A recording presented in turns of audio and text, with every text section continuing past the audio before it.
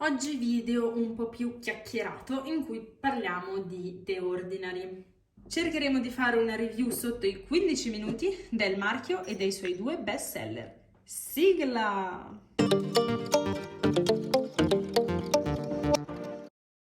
Chi è The Ordinary? Allora, The Ordinary è un marchio australiano che ha letteralmente mandato il settore del beauty in crisi. Questo perché si è presentato con un packaging minimal, con un prezzo molto basso e con un claim pazzesco, ossia perché pagare per un pack quando in realtà dovresti semplicemente pagare per la formula? Quindi tutto è iniziato nel 2017 con un primo prodotto al retinolo venduto a 8 euro. 8 euro è un prezzo sconcertante per un prodotto beauty, per un prodotto al retinolo che è un attivo complesso, è un attivo un po' particolare. Quindi è arrivato questo prodotto puro, non diluito, non addizionato, in una bottiglietta molto semplice, con un'etichetta bianca, la scritta The Ordinary e gli ingredienti. Punto, fine. Nessuno sapeva chi fosse questo marchio. The Ordinary fa parte del più grande gruppo Deciem che produce anche altri brand che si occupano ad esempio di prodotti corpo e in realtà The Ordinary è un po' il marchio che tutti conoscono un po' di più. È un marchio che sin da subito è piaciuto perché le persone, soprattutto appartenenti alla Gen Z, hanno apprezzato il fatto che questo marchio fosse onesto, un marchio pulito, un marchio giovane, senza pubblicità ingannevoli, in realtà quasi senza pubblicità, cioè senza testimonial che si facessero vedere applicando questo prodotto oppure parlandone, no, semplicemente il prodotto parlava da sé. L'elenco degli ingredienti non è complicato, non ha bisogno che tu vai su Google a cercare che cosa sono dei nomi astrusi, ma capisci già subito che cosa c'è dentro e anche la percentuale e quindi dà un sentore di un prodotto onesto, un prodotto di cui ti puoi fidare e anche un marchio molto trasparente. E secondo me la trasparenza è una delle cose che le persone apprezzano di più ad oggi dei marchi, soprattutto dei marchi di beauty.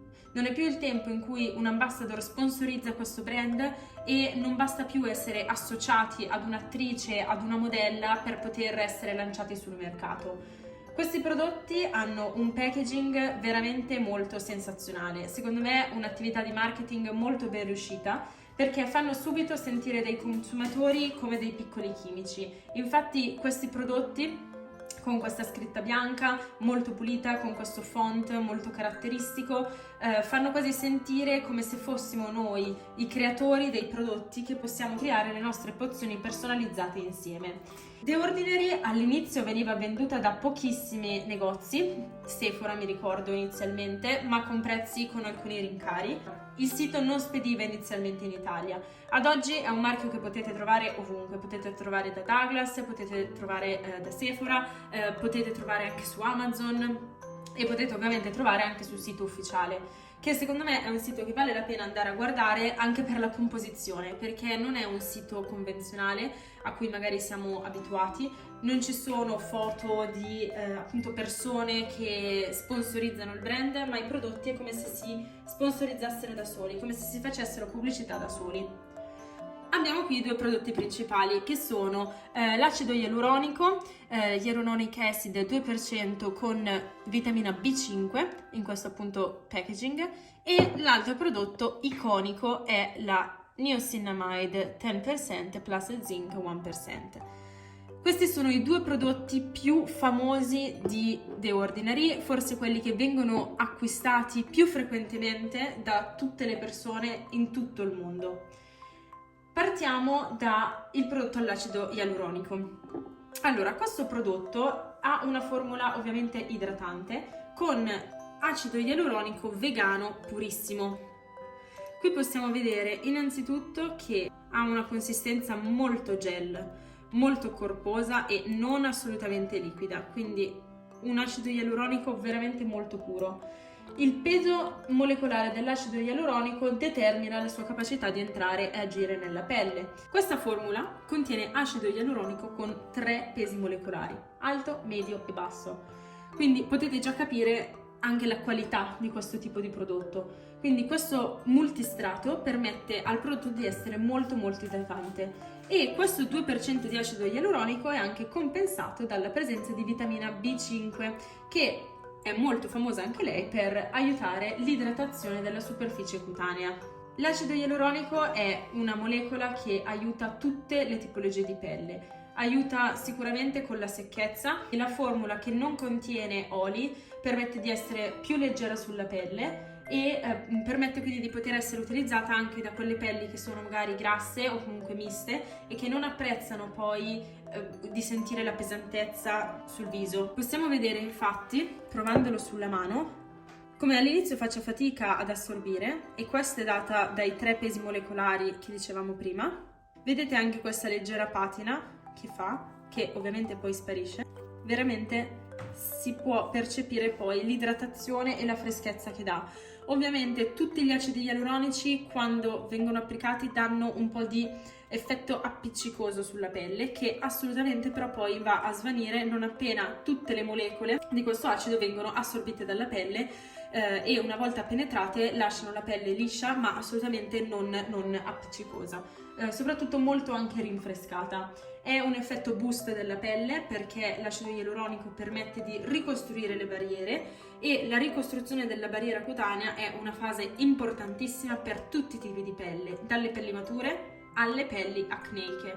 Molto spesso si pensa che le pelli acneiche non debbano avere elementi idratanti, perché magari includono i pori, perché magari peggiorano la situazione di olio, magari fanno sentire la pelle più appesantita. In realtà no, perché molto spesso con l'utilizzo di troppi acidi sulle pelli acneiche quello che si va a fare è peggiorare la situazione. Con le pelli acneiche bisogna molto stare attenti alla barriera cutanea, bisogna ricostruirla, e uno degli elementi base per poterlo fare è avere una buona idratazione. Quale migliore attivo se non l'acido ialuronico? Questo prodotto viene attualmente venduto da Sephora al prezzo di 10,50 €. Lo si può trovare anche a meno su altri siti. Se guardiamo sul sito ufficiale abbiamo 3 possibilità: acquistarlo da 30 ml, da 60 ml e da 120 ml. Io in realtà non sono una grande fan dei formati big, quindi delle big size. Questo, come vedete, è un 60 ml e secondo me è già abbastanza, perché gli attivi bisogna utilizzarli in tempo, altrimenti poi vanno a rovinarsi, soprattutto perché queste boccette sono boccette di vetro. In realtà l'acido ialuronico è un acido abbastanza stabile, però comunque bisogna stare molto attenti alle scadenze e a come si conservano. Quindi magari comprare un attivo in dimensioni molto grandi a livello di millilitri e poi non utilizzarlo, o utilizzarlo sporadicamente, rischia di andare a diminuire gli effetti positivi della formula. Come ho detto, questo è un video super flash, giusto per dare tutte le informazioni e potervi fare un'idea sul brand. Questo è il secondo prodotto di cui voglio parlarvi, Niacinamide 10% plus Zinc 1%. Best seller di The Ordinary, e un motivo ci sarà. Questo siero è realizzato con una formula ricchissima di niacinamide. Niacinamide al 10% significa una percentuale veramente molto alta. Non sono tanti i prodotti che hanno questa percentuale. Secondo me The Ordinary ha un buonissimo prodotto di niacinamide che aiuta tantissimo per le imperfezioni e i pori dilatati.